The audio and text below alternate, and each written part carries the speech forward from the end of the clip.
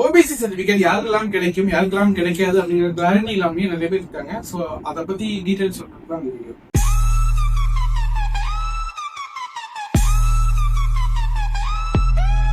அது என்ன ஓபிசி அப்படின்னு கேட்டீங்கன்னா, ஸ்டேட் கவர்மெண்ட்ல நம்ம பிசி எம்பிசி அப்படின்னு சொல்லுவாங்க. அந்த சென்ட்ரல் கவர்மெண்ட்ல என்ன சொல்லுவாங்க, ஓபிசி அப்படின்னு சொல்லுவாங்க. அதுக்கு நீங்க தனியா சர்டிபிகேட் எடுக்கணும். நாம நார்மல் கம்யூனிட்டி சர்டிபிகேட்டை வச்சு அதுல எக்ஸாம்ஸ் அப்ளை பண்ண முடியாது.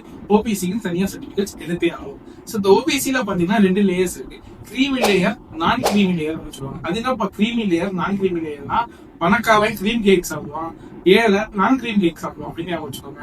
பணக்காரங்க கேட்டகரிஸ்லாம் கிரீமி லேயர்ல வருவாங்க, ஏழை கேட்டகரிஸ்லாம் நான் கிரீம் லேயர்ல வருவாங்க. அப்ப நீங்க ஓபிசி நான் கிரீமி லேயர் தான் அப்ளை பண்ணணும். ஓபிசி அப்படிங்கிறது நான் கிரீமி லேயருக்கு மட்டும்தான் கொடுப்பாங்க. கிரீமி லேயர் அப்படிங்கிறது கொடுக்க மாட்டாங்க. அவங்கள ஜெனரல் கேட்டகரியா தான் கன்சிடர் பண்ணுவாங்க.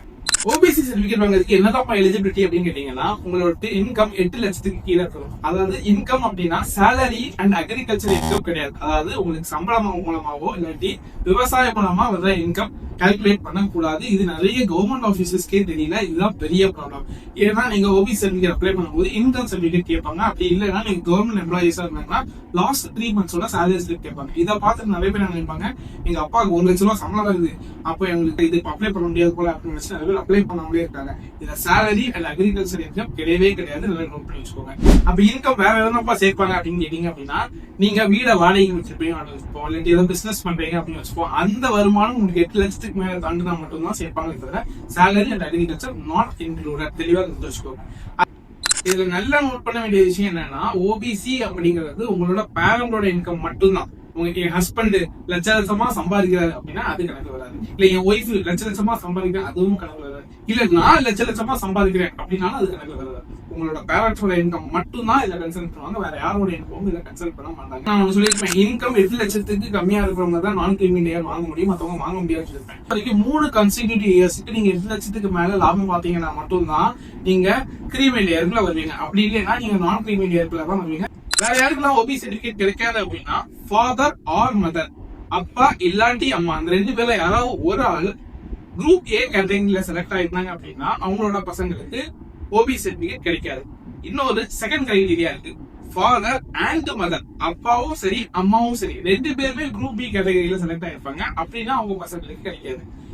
3வது கேட்டகரி அப்படின்னா, ஃபாதர் குரூப் பி ல செலக்ட் ஆயிருப்பாரு, ஆனா 40 வயசுக்குள்ள அவங்க குரூப் ஏ கேட்டகரியில ப்ரொமோஷன் ஆயிட்டாரு அப்படின்னா அவங்களோட பசங்களுக்கு கிடையாது. இது நல்லா நோட் பண்ண வேண்டியது. அம்மா குரூப் பி ல செலக்ட் ஆகி 40 வயசுக்குள்ள போனா அதெல்லாம் கிடையாது. அப்பாவுக்கு மட்டும்தான் இது கிரைட்டீரியா, அம்மாவுக்கு இது கிடையாது. சரி, வேற யாருக்குலாம் கிடைக்காது அப்படின்னா, கான்ஸ்டிடியூஷனல் போஸ்ட்ல இருப்பாங்கல்ல, இந்த கவர்னர் பசங்க, வைஸ் பிரசிடென்ட் பசங்க, மோஸ்ட்லி எம்பி எம்எல்ஏ பசங்களுக்கும் இந்த இதெல்லாம் கொடுக்க மாட்டாங்க. அவங்கள கிரீமி லேயரா மட்டும்தான் கன்சிடர் பண்ண போவாங்க. அந்த மாதிரி சேலரி அப்படின்னு இன்க்ளூட் பண்ண மாட்டாங்க. அதனால நிறைய பேர் பேரண்ட்ஸ் வந்து டீச்சர்ஸா இருப்பாங்க. டீச்சர்ஸ் என்ன நினைப்பாங்கன்னா, எங்க பிள்ளைங்களுக்குலாம் அப்ளை பண்ண முடியாது, கவர்மெண்ட் வேலை பார்க்கணும்னா கவர்மெண்ட் டீச்சர்ஸ் வந்து எலிஜிபிள். நல்லா தெரிஞ்சு வச்சுக்கோங்க, சேலரி இஸ் நாட் இன்க்ளூடட். சரி, இந்த ஓபிசி சர்டிபிகேட் எப்படி வாங்குறது அப்படின்னா, நீங்க என்ன பண்ணணும்னா இன்கம் சர்டிபிகேட் அப்படிங்கறத அப்ளை பண்ணணும். இன்கம் சர்டிபிகேட் அப்ளை பண்ணிட்டு நீங்க இ சேவை மையத்துக்கு போனீங்க அப்படின்னா உங்களுக்கு அதுல என்னென்ன இதெல்லாம் கேட்பாங்க அப்படின்னா, ஒரு ஸ்மார்ட் கார்டு, அப்புறம் ஒரு போட்டோ, உங்களோட ஆதார் கார்டு, அதுக்கப்புறம் பாத்தீங்கன்னா உங்களோட கம்யூனிட்டி சர்டிபிகேட். இந்த 4ஐயும் கொண்டு போனீங்க அப்படின்னா அவங்களே உங்களுக்கு அப்ளை பண்ணி தந்துருவாங்க. இதுல நீங்க 60 ரூபா கேட்பாங்கன்னு நினைக்கிறேன். சில பிரைவேட்ல வந்து 120 ரூபா வரைக்கும் சார்ஜ் பண்றாங்க. அதுக்கு ஏற்ற மாதிரி நீங்க போய் இது பண்ணீங்கன்னா உங்களுக்கு ஒரு 4 நாள்ல உங்களுக்கு கொடுத்துருவாங்க. பேரண்ட்ஸ் கவர்மெண்ட் எம்ப்ளாயிஸா இருந்தாங்க அப்படின்னா அவங்களுக்கு லாஸ்ட் 3 மந்த்ஸோட சேலரி ஸ்லிப்பே போதும். அவங்களுக்கு இன்கம் சர்டிபிகேட் அப்ளை பண்ணி தான் கொடுக்கணும்னு அவசியம் கிடையாது.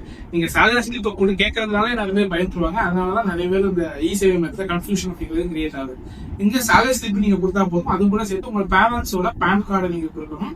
அதுக்கப்புறம் டேட் ஆஃப் ஜாயினிங் கேட்பாங்க. இந்த டீடைல்ஸ் நீங்க ஃபில் பண்ணி கொடுத்தீங்க. ஓபிசி அப்படிங்கிறது நீங்க இ சேவை மெத்தட்ல தான் அப்ளை பண்ண முடியும். இதை நீங்க நார்மல் ஜெராக்ஸ் சென்டர்ல போய் அப்ளை பண்ண போய் நிக்காதீங்க.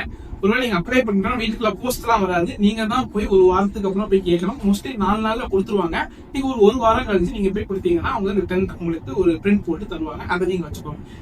இதோட வேலிடிட்டி அப்படின்னு பாத்தீங்கன்னா, ஏப்ரல் 1ஆம் தேதி இந்த வருஷத்துல இருந்து அடுத்த வருஷம் மார்ச் 31 வரைக்கும் வேலிடிட்டி. அதுக்கப்புறம் திருப்பி நீங்க புதுசா அடுத்த வருஷத்துக்கு ஒவ்வொரு வருஷத்துக்கும் தனித்தனியா தான் ஓபிசி சர்டிபிகேட் அப்ளை பண்ணணும். ஓபிசி அப்படிங்கிறது இப்ப 2026 நீங்க அப்ளை பண்றீங்கன்னு வச்சுக்கோங்க. ஒரு எக்ஸாமுக்கு இல்லாட்டி 2027 தான் ரிசல்ட் வருது. நிறைய பேர் அப்ளை பண்ண மாட்டாங்க. ஏன் அப்ளை பண்ண மாட்டாங்க? ரிசல்ட் வரும்போது பாத்துக்கலாம், இப்ப எதுக்கு அப்ளை பண்ணிட்டு அப்படின்னு நினைப்பாங்க.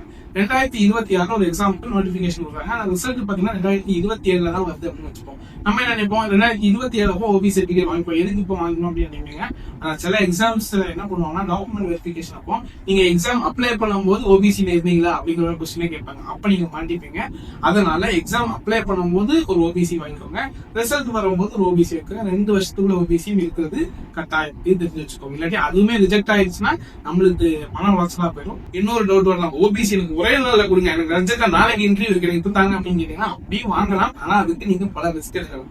நீங்க ஓபி சர்டிபிகேட் இ-சேவை அப்ளை பண்ணிட்டு அதுக்கப்புறம் போய் வில்லேஜ் ஆபீசர் போய் பார்க்கணும், அப்புறம் ஆர்ஐ பார்க்கணும், அதுக்கப்புறம் அப்படி போய் தாசில்தாரா பார்க்கணும். இப்படி ஒரு ப்ராசஸ் இருக்கு. அவங்கள்ட்ட எல்லாம் சொன்னீங்க அப்படின்னா போட்டு தருவாங்க. போட்டு தந்தாங்கன்னா உங்களுக்கு கிடைக்க வாய்ப்பு இருக்கு. மற்றபடி உங்களுக்கு மோஸ்ட்லி 4 days ஆகும். ஆனா அதே மாதிரி எஸ்சி எஸ்டி அந்த கிரைட்டீரியால இருக்கிறவங்க எல்லாம் ஏதாவது சர்டிபிகேட் வேணுமா கேட்டா அவங்களுக்கு எல்லாம் எந்த சர்டிபிகேட் வேணும், உங்களுக்கு நார்மல் கம்யூனிட்டி சர்டிபிகேட் யூஸ் பண்ணிக்கலாம். ஓபிசிங்கிறது பிசி அண்ட் எம்பிசிக்கு மட்டும் தான், வேற காஸ்ட்டுக்கு கிடையாது. இது நான் ஃபர்ஸ்ட் கிளியர் பண்ணுறேன். ஓபிசி அப்படிங்கிறது எல்லா சென்ட்ரல் கவர்மெண்ட் எக்ஸாமுக்கும் தேவை. யூபிஎஸ்சியா இருக்கட்டும், எஸ்எஸ்சியா இருக்கட்டும், ஐபிபிஎஸ் இருக்கட்டும், எஸ்பிஏ இருக்கட்டும், இந்த மாதிரி என்ன எக்ஸாம்ஸ் நீட்டா கூட இருக்கட்டும், எல்லாத்துக்குமே ஓபிசி சர்டிபிகேட் தேவை. சீக்கிரமா அப்ளை பண்ண எலிஜிபிலிட்டி இருந்தும் அப்ளை பண்ணாம இருந்தீங்கன்னா போய் அப்ளை பண்ணுங்க. கவர்மெண்ட் எக்ஸாம்ஸ் எழுதுற உங்க ஃப்ரெண்ட்ஸுக்கு இந்த ஓபிசி ரிலேட்டடா டவுட்ஸ் இருந்தால் இந்த வீடியோ ஷேர் பண்ணுங்க. அதே மாதிரி உங்களுக்கு வேற ஏதாவது டவுட்ஸ் இருந்தாலும் கமெண்ட்ல லீவ் பண்ணுங்க.